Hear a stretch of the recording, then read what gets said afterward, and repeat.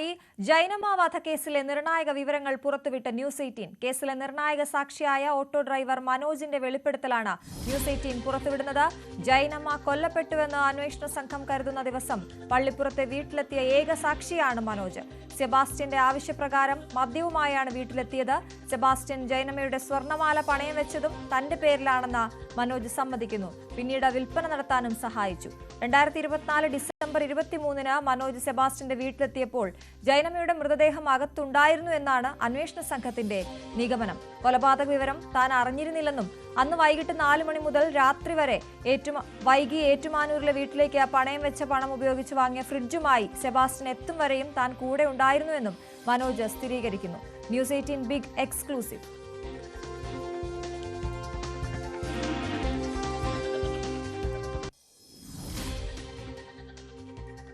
ഇവിടുത്തെ പ്രോപ്പർട്ടി ആയിട്ട് ബന്ധപ്പെട്ട് സെബാസ്റ്റ്യൻ വാങ്ങിയ പ്രോപ്പർട്ടിയാണോ പറഞ്ഞിട്ടുണ്ട്?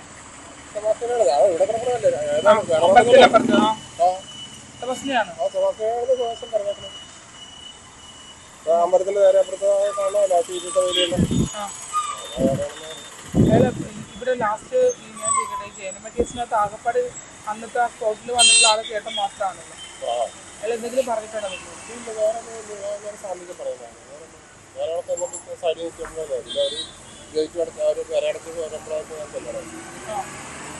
ഡേറ്റ് ഒക്കെ പറഞ്ഞു വെച്ചിട്ടുണ്ട്. ഏത് ഡേറ്റ്? ഡിസംബറിൽ തന്നെയാണോ? ഡിസംബർ 23-ാം തീയതിയാണ് ചെല്ലുന്നത്. എപ്പോഴാണ് ചെന്നത്? ഇയാൾ എന്ത് വിളിച്ചു പറയട്ടെ എന്നാ?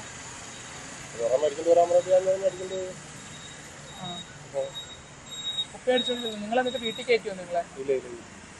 എന്ത് പറഞ്ഞു വിട്ട്? അന്നേരം അവിടെ അടച്ചിട്ടേക്ക് വരുന്നത്, കരയൊക്കെ അടച്ചിട്ടേക്ക് വരും. അപ്പൊ അയാൾ സൈഡിൽ കയറാം.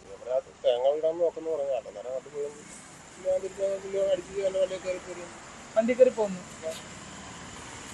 എപ്പോഴും ഇയാളിത് വിളിച്ചു പറയുന്നത്? ചേട്ടൻ എന്തെങ്കിലും അസ്വാഭാവികത തോന്നിയോ? ഒന്നും എനിക്ക് വേറെ പ്രത്യേകിച്ച് സാധാരണ അങ്ങനെയൊക്കെ തന്നെയാണ്. വേറെ ഇതിനെ കുറിച്ച് വേറെ ഇപ്പോഴല്ലേ നമുക്ക് ഇതിനെ കുറിച്ച് അറിയണത്. അല്ലാണ്ട് നമുക്ക് പോലീസിന് കണക്കൂട്ടി ഡിസംബർ 23 രാത്രി മരണപ്പെട്ടു. അന്നാണ് ഞാൻ ചെന്നതല്ലേ? അത് കഴിഞ്ഞ് ഞാൻ ഒരു 2 പ്രാവശ്യം ചെന്നിട്ടുണ്ട്. എന്താ സ്വർണ്ണം പണയം വെക്കാൻ തന്നെ? അന്നാണ് തന്നെ. അന്നപ്പോ എനിക്ക് ഒരു ഏറ്റുമാനൂർ കൂടി കൊണ്ടുപോകണമെന്ന് പറയാം. ഏറ്റുമാനൂർ ഫ്രിഡ്ജായിട്ട് പോകണമെന്ന് പറയാനുണ്ട്. അപ്പൊ അങ്ങനെയാണ് ഇയാളോട് ഞാൻ പണയം വെക്കാൻ. ഫ്രിഡ്ജ് മേടിക്കാനാണ് പണയം വെക്കാനെന്നാണ് അയാൾ പറഞ്ഞത്. അന്നേരം അവിടെ ചെന്നപ്പോൾ വേറെ ഐ ഡി പ്രൂഫ് ഇല്ല. എങ്ങനെ വെക്കണം? അപ്പൊ എനിക്ക് പരിചയമുള്ള ബാങ്ക് മാനേജർ എനിക്ക് പരിചയമുള്ള അങ്ങനെ അവിടെ കൊണ്ടു. അന്നേരം പറയുന്ന സംഭവം ഐ ഡി പ്രൂഫ് ഇല്ലാണ്ട് വെക്കാൻ പറ്റിയാണ്. പക്ഷെ അവരെന്നിട്ട് വാങ്ങിയല്ലോ സ്വർണ്ണം. അപ്പൊ ഞാൻ എന്റെ വീട്ടിൽ വെച്ചാൽ എന്റെ വീട്ടിൽ വെച്ചല്ലോ. നമുക്ക് ആ ഓട്ടം കിട്ടുന്ന അത് സ്ഥിരമായിട്ട് ഓട്ടം വിളിക്കാറുണ്ടോ? ഞാൻ വരാൻ തന്നെ വിളിക്കാം. എങ്ങോട്ടേക്കായി പോകുന്നത്? അങ്ങനെ പോണ എവിടെയാണ് അവരുടെ വീട്ടിലാണ് പോകുന്നത്. ഏറ്റുമാനൂർ ഒരു 2-3 പ്രാവശ്യം. ഇത്രയും വലിയ സംഭവമാണെന്ന് കരുതിയോ? ഈ പ്രായമുള്ളൊരു മനുഷ്യനല്ലേ ഇങ്ങനെയൊക്കെ ആകുന്നുള്ള പ്രതീക്ഷ നമുക്കില്ല. ഇത് കഴിഞ്ഞിട്ടല്ലേ ഇത്രയും പ്രശ്നങ്ങൾ. ഇയാൾ ജൈനമ്മയെ കൊണ്ടുവരുന്നത് എന്തായാലും നിങ്ങളൊക്കെ കണ്ടിട്ടുണ്ടാവുമല്ലോ. കാരണം ജൈനമ്മ ഇവിടെ വരുന്ന ഇയാളുടെ കേസുമായിട്ടൊക്കെ ബന്ധപ്പെട്ടൊക്കെ ഒരുപാട് പ്രാവശ്യം വന്നിട്ടുള്ളതാണ്. എനിക്ക് അവരെ അറിയാവുന്നത് അറിയാം. നമ്മൾ ആ ഒരു വേറെ തന്നെ കണ്ടാൽ നമ്മൾ ചോദിക്കും. എന്റെ വണ്ടികളൊന്നും മുഴുവനൊന്നും തോന്നുന്നു. ഇവിടെ സ്ഥിരമായിട്ട് വരുന്ന സ്ഥലമാണെന്ന് പറയുന്നുണ്ടായിരുന്നു. സ്ഥിരമായിട്ട് തന്നെ ഇവിടെ മൊത്തം ആ ഒരു ടയറുകട വരെ പിന്നീട് കേന്ദ്രം പ്രൈവറ്റ് ബസ്സൊക്കെ നേരത്തെ ഉണ്ടായിരുന്നൊക്കെ പറഞ്ഞിട്ടുണ്ട്. ഈ സ്വർണം കൊണ്ട് തന്നിട്ട് ഇയാൾ എന്ത് പറഞ്ഞു? കൂടെ വന്നോ സെബാസ്റ്റ്യൻ? അന്ന് തന്നെ അപ്പൊ തന്നെ വീടും പൂട്ടി ഇറങ്ങുമായിരുന്നു. ഞാൻ ചെന്നപ്പോ സാധനം മേടിക്കേണ്ട ചെല്ലണം. അല്ലെങ്കിൽ മേടിക്കേണ്ടി വരാൻ ഞാൻ മേടിക്കേണ്ടി വരുന്നത് വീടിനകത്തിരുന്നാണോ അടിച്ചത്? അല്ല, പുറത്തിരുന്ന് വീട് പൂട്ടിയിട്ടേക്ക് ഇതിൽ റെഡിയായി നിൽക്കുകയാണ്. പാലിക്കട്ടൊക്കെ പോരായിട്ട് റെഡിയായി. സന്ധ്യക്കാ ചെല്ലുന്ന? 4 മണി കഴിഞ്ഞപ്പോ. ഇയാൾ എവിടെയെങ്കിലും സംശയം തോന്നിട്ടുണ്ടോ ഇയാളുടെ കാര്യങ്ങള്? ഒരു പ്രായമുള്ളൊരു മനുഷ്യൻ കാല് കൊണ്ട് പഠിച്ചത് ഞാനാ പിടിച്ച് ചെക്കലൊക്കെ കയറ്റില്ല. അത്ര ആരോഗ്യമില്ലാത്ത ആളെ പോലെ ഇതിന്റെ ഈ ഉള്ളഭാഗില് പുഴുങ്ങി പുഴുവെടുത്തിരിക്കണ ഇതാ ഈച്ചപ്പുഴുവില് അതൊക്കെ എടുത്ത് അങ്ങനെ തുറന്നിരിക്കണ അതുപോലത്തെ മനുഷ്യൻ. അപ്പൊ നമ്മൾ പ്രായമുള്ള ഒരാളല്ലേ, നമ്മൾ 10 വയസ്സൊന്നും നമ്മൾ വിളിച്ച് കയറ്റിയിട്ട് വിടുന്നതല്ല. ഇങ്ങനെ ഒരാളാണെന്ന് മദ്യം മേടിച്ചുകൊണ്ട് തരാനൊക്കെ പറയുമ്പോൾ നിങ്ങളെ നല്ല അടുപ്പമുണ്ടല്ലോ. കൂടുതൽ വിവരങ്ങളുമായി ശരണ്യ സ്നേഹജൻ തന്നെ ചേരുകയാണ്. ശരണ്യ, നിർണായക വെളിപ്പെടുത്തലാണ് നടത്തിയിരിക്കുന്നത്. ഈ ഓട്ടോ ഡ്രൈവർ മനോജിന്റെ വെളിപ്പെടുത്തലിൽ നിന്ന് നമുക്ക് മനസ്സിലാകുന്നത് അത്രത്തോളം ക്രൂരനായിരുന്നു ഇയാൾ എന്നുള്ളതാണ്. ആ മൃതദേഹം കൊലപാതക ശേഷം മൃതദേഹം അവിടെ കിടത്തിയ ശേഷം ആ സ്വർണ്ണാഭരണം കൊണ്ടുപോയി പണയം വെക്കുന്നു, ഫ്രിഡ്ജ് വാങ്ങി അന്ന് തന്നെ വീട്ടിലേക്ക് വരുന്നു. എന്താണ് മനസ്സിലാക്കേണ്ടത്?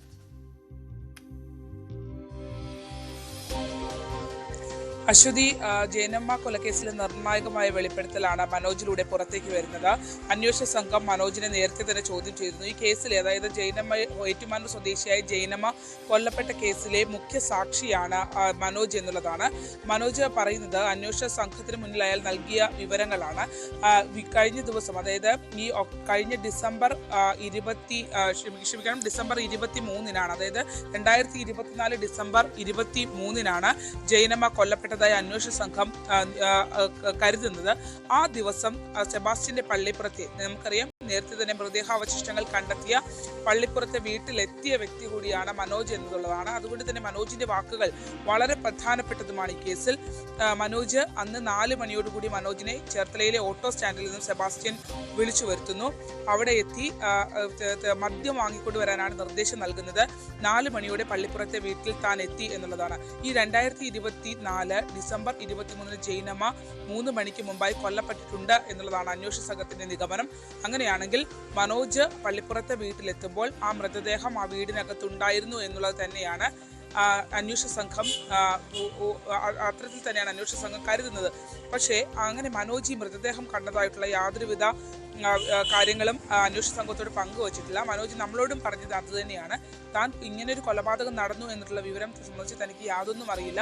പക്ഷേ താൻ മദ്യം മേടിച്ചുകൊണ്ട് എല്ലാം പറഞ്ഞു. അതിനനുസരിച്ച് മദ്യം മേടിച്ചുകൊണ്ട് ചെന്നു. വീട് പൂട്ടി പാൻസും ഷർട്ടും ധരിച്ച് പോകാൻ തയ്യാറായാണ് സെബാസ്റ്റ്യൻ നിന്നിരുന്നത് എന്നുള്ളതാണ്. കൊണ്ടുചെന്ന മദ്യം 10 മിനിറ്റ് കൊണ്ട് വീടിന്റെ തെക്ക് ഭാഗത്തായുള്ള വരാന്തയിൽ ഇരുന്ന് കുടിച്ചു തീർത്തു എന്നുള്ളത് അയാൾ വ്യക്തമാക്കുന്നു. അതിനുശേഷം വാഹനത്തിൽ കയറി പോകുന്ന ഒരു പണയ പരിപാടി ഉണ്ട് എന്നുള്ളതാണ് മനോജിനോട് പറയുന്നത്. തുടർന്ന് മനോജ് ഓട്ടോറിക്ഷയിൽ ഇയാളെ ടൗണിലേക്ക് കൊണ്ടുവരുന്നു. അവിടെ വെച്ച് കുന്നത്ത് ഫിനാൻസിൽ ഈ സ്വർണം പണയം വെക്കാനുള്ള ശ്രമം നടത്തുന്നുണ്ട്. അങ്ങനെ ചെയ്യുമ്പോൾ സെബാസ്റ്റ്യൻ പറഞ്ഞ് തൻ്റെ കയ്യിൽ ID പ്രൂഫ് ഇല്ല എന്ന് പറയുന്നു. ഈ സെബാസ്റ്റ്യനുമായി നേരത്തെ തന്നെ ബന്ധമുള്ള ആളാണ്. കാരണം ഇയാൾ സ്ഥിരമായി ഓട്ടോ സ്റ്റാൻഡിൽ, ചേർത്തലയിൽ ഇരുമ്പുപാലത്തിന്റെ ഓട്ടോ സ്റ്റാൻഡിൽ വരും. അവിടെയുള്ള ഓട്ടോറിക്ഷക്കാർക്ക് ഇയാളെ നല്ല പരിചയമാണ്. മനോജ് സ്ഥിരമായി ഓട്ടം പോകുന്ന ആളുമാണ് ഇയാളുടെ. അതുകൊണ്ട് തന്നെ ഏറ്റുമാനൂർ, അതായത് ഇപ്പോൾ താമസിക്കുന്ന ഏറ്റുമാനൂരാണല്ലോ, അപ്പോൾ ചേർത്തലയിൽ വന്നിട്ട് ഏറ്റുമാനൂർ വരെ കൊണ്ടാക്കുകയൊക്കെ ചെയ്യാറുണ്ട്. മദ്യസൽക്കാരം ഉൾപ്പെടെ ഇയാൾ നടത്തുകയും സെബാസ്റ്റ്യൻ നടത്തുകയും ചെയ്യാറുണ്ട്. ഈ മനോജിനോട് പറഞ്ഞു തൻ്റെ ID കാർഡ് ഇല്ല, കൈവശമില്ല, അതുകൊണ്ട് മനോജിന്റെ പേരിൽ സ്വർണം പണയം വെക്കണമെന്ന് പറഞ്ഞു. അങ്ങനെ മനോജ് ഈ ജയനമ്മയുടെ 3 പവൻ സ്വർണം പണയം വെച്ചു എന്നുള്ളതാണ്. അതിനുശേഷം അത് ഡിസംബർ 23-നാണ് പണയം വെച്ചതെന്ന് മനോജ് നമ്മളോട് സ്ഥിരീകരിച്ചു. ഡിസംബർ 30-ന് ഈ സ്വർണം മനോജിനെ കൊണ്ട് തന്നെ എടുപ്പിക്കുന്നു. ജുവലറി ഉടമയിൽ നിന്ന്, നമ്മൾ നേരത്തെ പുറത്തുവിട്ട വെങ്കടേശ്വർ ജുവലറി ഉടമ സദാശിവന്റെ വാക്കുകൾ ശരിവെക്കുന്ന രീതിയിൽ ജുവലറി ഉടമയുടെ സാന്നിധ്യത്തിൽ അത് എടുത്തു.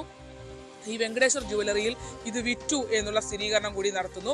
ഈ 23-ാം തീയതി സ്വർണം പണയം വെച്ച ശേഷം ആ സ്വർണം അയാൾ പൈസ അയാൾ ഉപയോഗിച്ചത് ടൗണിൽ തന്നെ എത്തി ഉള്ള ഒരു ഗൃഹോപകരണങ്ങൾ വിൽക്കുന്ന കടയിൽ നിന്ന് ഒരു ഫ്രിഡ്ജ് വാങ്ങാനായി ആ പണം ഉപയോഗിച്ചു എന്നുള്ളതാണ്. നേരത്തെ ക്രൈംബ്രാഞ്ച് സംഘം ഈ കടയിലെത്തി തെളിവെടുപ്പ് നടത്തിയിരുന്നു. അത് സ്ഥിരീകരിക്കുന്ന കാര്യങ്ങൾ തന്നെയാണ് മനോജ് നമ്മളോട് വ്യക്തമാക്കിയിട്ടുള്ളത്. അവിടുന്ന് ഈ ഫ്രിഡ്ജുമായി ഏറ്റുമാനൂരേക്ക് രാത്രി വൈകി പോകുന്നവരെയും സെബാസ്റ്റ്യന്റെ കൂടെ താൻ ഉണ്ടായിരുന്നു എന്ന് അയാൾ വ്യക്തമാക്കുന്നു. മാത്രമല്ല ഒരു ഭാവഭേദവും സെബാസ്റ്റ്യൻ ഉണ്ടായിരുന്നില്ല എന്നുള്ള കാര്യം മനോജ് പറയുന്നുണ്ട്. തങ്ങളുടെയൊക്കെ മുന്നിൽ ആരോഗ്യപരമായ ഒരുപാട് പ്രശ്നങ്ങളുള്ള ആളായിട്ടാണ് ഇയാൾ ഇരുന്നത്. പക്ഷേ അന്വേഷണ സംഘം മനോജിനോട് തന്നെ പറഞ്ഞിരുന്നു, നിങ്ങൾ അവിടെ എത്തിയ സമയത്ത് അവിടെ ജയനമ്മയുടെ മൃതദേഹം ആ വീടിനകത്ത് ഉണ്ടായിരുന്നു എന്ന് തന്നോട് പറഞ്ഞിരുന്നു എന്ന് അന്വേഷണ സംഘം പറഞ്ഞിരുന്നു എന്ന് മനോജ് വ്യക്തമാക്കുന്നുണ്ട്. പക്ഷേ മനോജ് പിന്നീട്, അന്വേഷണ സംഘം ആദ്യം മനോജിനെ സംശയിച്ചെങ്കിലും പിന്നീട് അന്വേഷണ സംഘം നടത്തിയ ഒരു ശാസ്ത്രീയമായ തെളിവെടുപ്പുകളിൽ മനോജ് അവിടെ എത്തിയിട്ടുള്ളത് 4 മണിക്ക് ശേഷമാണ് എന്നുള്ളത് ടവർ ലൊക്കേഷൻ അടക്കം തിരിച്ചറിയുകയും ചെയ്തിട്ടുണ്ട്. അതുകൊണ്ട് തന്നെ മനോജിനെ ഈ കൊലപാതക വിവരം അറിയിച്ചിട്ടുണ്ടാവില്ല എന്നുള്ളൊരു അനുമാനത്തിൽ തന്നെയാണ് ഈ കേസിലെ മുഖ്യ സാക്ഷിയായി മനോജ് മാറുന്നു എന്നുള്ളതാണ്. സെബാസ്റ്റ്യൻ ജയനമ്മയെ കൊലപ്പെടുത്തിയെന്ന് പറഞ്ഞ ദിവസം അവിടെ എത്തിയതും, അതായത് പള്ളിപ്പുറത്തെ ആ കൊലപാതകം നടന്നുവെന്ന് അന്വേഷണ സംഘം കരുതുന്ന വീട്ടിലെത്തിയതും സെബാസ്റ്റ്യനുമായി അന്ന് രാത്രി വൈകി വരെയും സഞ്ചരിക്കുകയും ചെയ്ത മനോജാണ് നമ്മളോട് നിർണായക വിവരങ്ങൾ പങ്കുവച്ചിട്ടുള്ളത്. അശ്വതി, അതാണ് ശരണ്യ തന്നെ മനോജിനോട് സംസാരിക്കുമ്പോൾ ചോദിക്കുന്നുണ്ടായിരുന്നു, ഒരു ഘട്ടത്തിലും നിങ്ങൾക്കൊരു സംശയവും ഇയാളുടെ മേൽ തോന്നിയില്ലേ എന്ന്. അപ്പോൾ ആരോഗ്യ പ്രശ്നങ്ങൾ വരെ ഉള്ള ആളാണ്, അല്ലെങ്കിൽ ഇത്രയും പ്രായമായ ഒരാളെ നമ്മൾ അങ്ങനെ കാണണോ എന്നായിരുന്നു മറുപടി.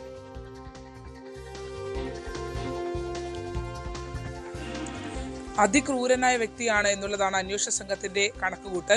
ഈ ജയനമ്മയെ അകത്ത് കൊലപ്പെടുത്തിയിട്ട ശേഷം അവരുടെ സ്വർണ്ണാഭരണങ്ങളുമായി ഒരു ഭാവവ്യത്യാസവും ഇല്ലാതെ സഞ്ചരിച്ചു എന്നുള്ളതാണ് ഇപ്പോൾ സാക്ഷിയായി പറയുന്ന മനോജിന്റെ വാക്കുകളിൽ നിന്ന് തന്നെ നമുക്ക് മനസ്സിലാക്കാൻ കഴിയുന്നത്. മാത്രമല്ല മനോജ് ആ വീട്ടിലേക്ക് സ്ഥിരമായി ചെല്ലാറുള്ള ആളാണെന്ന് മനോജ് പറയുന്നുണ്ട്. വീടിനകത്ത് ആകെ ഒരു വെട്ടരുവ മാത്രമാണ് ഇരിക്കുന്നത്, മറിച്ച് വേറെ മറ്റ് സാധനങ്ങളൊന്നുമില്ല. ഇവർ സ്ഥിരമായിട്ട് അവിടെ കൂടുകയും ഒക്കെ ചെയ്യുന്ന ആൾക്കാരാണ്. തേങ്ങ ഇടാൻ പോലും അവിടെ തേങ്ങ പൊതിക്കാൻ പോലും ഒരു പാര പോലും ഇല്ലാത്ത വീടാണ്. അവിടെ അത് അവർ അടിച്ചു പൊട്ടിച്ചാണ് ഉപയോഗിക്കുന്നത്. അപ്പോൾ ഇവരൊക്കെ അവിടെ സ്ഥിരമായി എത്തുന്ന ആളുകളാണ് എന്നുള്ളത് മനോജിന്റെ വാക്കുകളിൽ നിന്ന് തന്നെ വ്യക്തമാണ്. പക്ഷേ ഇത് മനോജിനോട് പോലും ഈ കാര്യങ്ങൾ സെബാസ്റ്റ്യൻ പങ്കുവച്ചിട്ടില്ല എന്നുള്ളതാണ് പ്രാഥമികമായി ലഭിക്കുന്നത്. അത് നമുക്ക് അയാൾ ഈ സംഭവങ്ങൾ നടത്തുമ്പോഴെല്ലാം അതീവ രഹസ്യ സ്വഭാവങ്ങൾ സൂക്ഷിക്കാറുണ്ട്. അത് അന്വേഷണ സംഘത്തിന് ഒരിക്കലും, അല്ലെങ്കിൽ കുറേ നാളുകൾക്ക് ശേഷമാണ് ആളുകൾക്ക് ഇയാളുമായി ബന്ധപ്പെട്ടാണ് ഈ മിസ്സിംഗ് നടന്നിട്ടുണ്ട് എന്നുള്ള ഒരു സ്ഥിരീകരണത്തിലേക്ക് പോലും എത്താൻ കഴിയുന്നത്. അപ്പോൾ ആ രീതിയിലുള്ള ഒരു രഹസ്യ സ്വഭാവം അയാൾ സൂക്ഷിച്ചിരുന്നു എന്നുള്ളതാണ് മനോജിന്റെ ഇപ്പോഴത്തെ വാക്കുകളിൽ നിന്ന് നമുക്ക് വ്യക്തമാകുന്നത്. ഇനിയും ഇയാളിൽ നിന്ന് കൂടുതൽ വിശദാംശങ്ങൾ തേടുമോ എന്നറിയില്ല. പക്ഷേ അന്നത്തെ ആ നിർണായക ദിവസം സെബാസ്റ്റ്യനൊപ്പം ഉണ്ടായിരുന്ന ആളാണ് മനോജ്. ഈ കേസിൽ മുഖ്യ സാക്ഷിയായി വിവരങ്ങൾ നൽകിയ ആളാണ്. ഈ മനോജ് തന്നെയാണ് തൻ്റെ പേരിൽ സ്വർണം പണയം വെച്ചു. ജൈനമ്മയുടെ സ്വർണം മനോജ് പണയം വെച്ച രീതിയിലാണ് അന്വേഷണ സംഘം കണ്ടെത്തിയത്. അവിടെ നിന്നാണ് ഇയാൾ പറയുന്നത് സെബാസ്റ്റ്യൻ തൻ്റെ ഒപ്പം വന്നെന്നും ID കാർഡ് ഇല്ല എന്ന് പറഞ്ഞ് തന്നെ കൊണ്ട് പണയം വെപ്പിച്ചെന്നും. പിന്നെ സെബാസ്റ്റ്യൻ അന്വേഷണ സംഘത്തോട് സ്ഥിരമായി പറയുന്ന ഒരു വാദമുണ്ടായിരുന്നു, താൻ ഇവിടെ താമസിക്കാത്ത വീടാണ്, ഈ മൃതദേഹാവശിഷ്ടങ്ങൾ കണ്ടെത്തിയത് കൊണ്ട് തന്നെ അത് ആര് കൊണ്ടിട്ടു എന്ന് തനിക്കറിയില്ല, താൻ ഇവിടെ വരാറില്ല എന്നുള്ള മറുപടിയാണ്. അത് പച്ചക്കള്ളമാണ് എന്നുള്ളത് മനോജിന്റെ വാക്കുകളിൽ നിന്ന് നമുക്ക് മനസ്സിലാവുന്നുണ്ട്. ഓട്ടോ സ്റ്റാൻഡിലെ സ്ഥിര സാന്നിധ്യമായിരുന്നു. ഏറ്റുമാനൂരാണ് താമസിക്കുന്നതെങ്കിലും ചേർത്തലയിലെ ഓട്ടോ സ്റ്റാൻഡിലെ സ്ഥിര സാന്നിധ്യമായിരുന്നു. ഈ ഇരുമ്പുവാലത്തിന് സമീപമുള്ള ഓട്ടോ സ്റ്റാൻഡിൽ ഇയാൾ സ്ഥിരമായി വരാറുണ്ട് എന്നുള്ളത് മനോജ് തന്നെ വ്യക്തമാക്കുന്നു. അവിടെയുള്ള മറ്റാളുകളും വ്യക്തമാക്കുന്നു. അവിടെ ഉണ്ടായിരുന്ന ഒരു കസേര അവർ കാണിച്ചു. ഈ കസേരയിലാണ് വന്ന് ഇവിടെ ഇരിക്കാറുള്ളത്. ഇവിടെ ഇരുന്ന് വിശേഷങ്ങൾ ചോദിക്കും. പലപ്പോഴും വാഹനം ഓട്ടം വിളിച്ചുകൊണ്ട് പോകും. ഇവർ പലരും അവരുടെ വീട്ടിൽ ചെല്ലാറുമുണ്ട്. അങ്ങനെ ആ രീതിയിൽ നടക്കുന്നതാണ്. കാലിന് ഈ ഷുഗർ ബാധിതനായതുകൊണ്ട് തന്നെ, പ്രമേഹ ബാധിതനായതുകൊണ്ട് തന്നെ കാലിന് നല്ല മുറിവുണ്ട്. ഈ മുറിവൊക്കെ വെച്ചിട്ട് ഇയാൾ എങ്ങനെ ഇത് ചെയ്തു എന്നുള്ള ഒരു പേടിപ്പിക്കുന്ന രീതിയിലാണ് മനോജ് വ്യക്തമാക്കുന്നത്. കാരണം മനോജ് പറയുന്നത് തനിക്ക് ഉറങ്ങാൻ പോലും കഴിയാത്ത രീതിയിൽ ഭയം തോന്നുന്നു ഇപ്പോഴത്തെ ഈ കാര്യങ്ങൾ, അന്വേഷണ സംഘത്തിൻ്റെതായ കാര്യങ്ങൾ കേൾക്കുമ്പോൾ എന്നാണ് അയാൾ പറയുന്നത്. ആ ഒരു ഞെട്ടൽ അയാൾക്ക് ഉണ്ട് താനും. പക്ഷേ ഈ പറഞ്ഞ മറ്റെന്തെങ്കിലും ഇപ്പോൾ നമ്മളോടൊക്കെ പറയുന്ന, അന്വേഷണ സംഘത്തോട് പറയുന്നതിനപ്പുറത്തേക്ക് മറ്റെന്തെങ്കിലും രഹസ്യങ്ങൾ മനോജിന് അറിയാമോ എന്ന് ഇനിയും ഒരുപക്ഷെ വീണ്ടും പരിശോധന ഉണ്ടാവും. നിലവിൽ എന്തായാലും ഈ കേസിൽ സാക്ഷിയാക്കിയാണ് മനോജിനെ മാറ്റിയിട്ടുള്ളത്.